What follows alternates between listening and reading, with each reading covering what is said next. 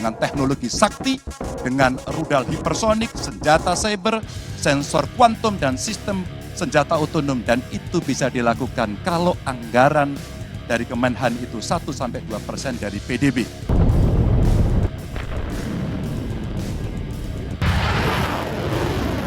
Saya suka kok. Halo Sobat Baku Hantam, admin sebenarnya tidak tertarik untuk membahas politik, namun dalam debat soal pertahanan ini menarik salah satu calon presiden yaitu Pak Ganjar.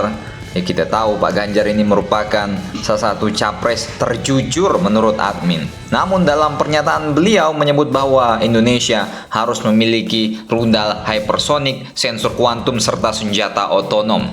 Entah itu apa sensor kuantum atau senjata otonom, admin juga nggak paham. Yang menarik adalah rudal hypersonic. Ini mohon maaf Pak Ganjar ya kan, kalau rudal hypersonic ada di Indonesia, ya berarti teknologi rudal kita ini sudah jauh lebih hebat dari punya Wasam Amerika dong ya kan. Loh ya kan.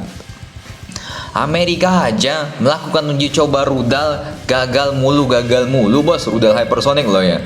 Ini gimana konsepnya? Hei Mas Anies ya kan. Maaf. Kita ini bukan anak kecil Mas Anies ya. Mari kita sedikit membahas tentang apa sebenarnya rudal hypersonic ya. Nah, jika rudal supersonik itu memiliki kecepatan 1,2 hingga 5 Mach atau sekitar 1400 sampai 6000-an kilometer per jam. Nah, rudal hypersonic ini kecepatannya 6000 hingga 12000 kilometer per jam atau sekitar 8000 meter per detik. Ini kecepatannya jauh lebih cepat dari semua supra koperasi bapak kalian ya kan. Ya, salam. Tolong yang nulis skrip buat Pak Ganjar kemarin ini langsung di SP3 bos ya kan. Ya, salam. Hanya sedikit negara yang bisa menguji coba ataupun memproduksi rudal seperti ini adalah Rusia dan sebut saja China, dan kini kabarnya Iran telah mendapatkan teknologi rudal hypersonic. Nah, kalau Rusia jelas rudal hypersonicnya bahkan sudah digunakan dalam perang Ukraina. Ini pun digunakannya hanya secuil bos, nggak langsung 100 gitu ya kan. Sebut saja di gudang senjata Vladimir Putin Al-Moskowi Al-Nasir Al-Inter Miami ada rudal Avangard, Kinzhal, Zircon, dan rudal R-37. Sementara Iran diklaim memiliki rudal Fatah dengan kecepatan hypersonic. Dan ini merupakan senjata dengan efek deteran yang besar dengan biaya yang besar pula. Buat nyerang Singapura, Malaysia, Vanuatu nggak main bos. Timur Leste pakai senjata ini nggak main ya kan. Bahkan negara sekelas Wasam saja untuk membuat rudal hypersonic ini 3 kali tes rudal hypersonic IGM 183A ARRW pernah gagal sampai 3 kali bos ya kan. Ente tiba-tiba mau buat rudal hypersonic dalam waktu 1 periode 2 periode ditempeleng ente bos sama Putin ya kan. Mungkin yang dimaksud oleh Pak Ganjar dan yang paling mungkin loh ini adalah pembelian rudal BrahMos buatan India Rusia.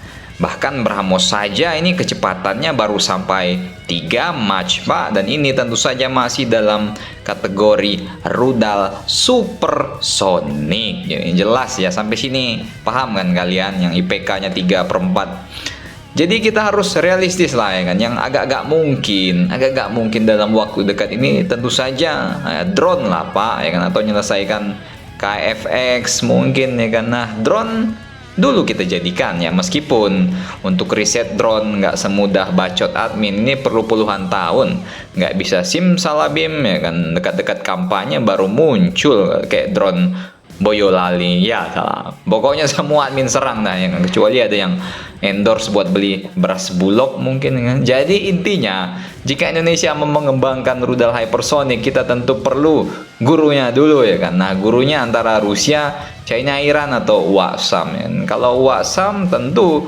rudalnya masih mentah, teknologi hypersonic mereka masih editan sil, ejakulasi dini tanpa hasil. Ya kalau belajar ke Iran, Teheran ya nanti belajar di sana dibilang Syiah, ya kan? Kalau ke China ente dibilang komunis, pro asing ya kan. Padahal kok ada loker nggak kok ada wuling nggak kok ya kan. Ke Rusia tentu Rusia tidak akan memberikan teknologi yang amat sensitif tersebut cuma-cuma kepada kita. Mau ngembangin sendiri ya tentu kita tidak bisa dikerjakan dalam waktu dekat. Jadi bagaimana menurut kalian mengenai rudal hypersonic, pengecerotan hypersonic yang digagas idenya oleh Pak Ganjar ini? Wong saya suka kok ya kan. Silakan komentar dan baku hantam kalian di samping tongseng banteng di Tel Aviv. Tidur besok, hutang besok, berlari besok, orang umum, merdeka.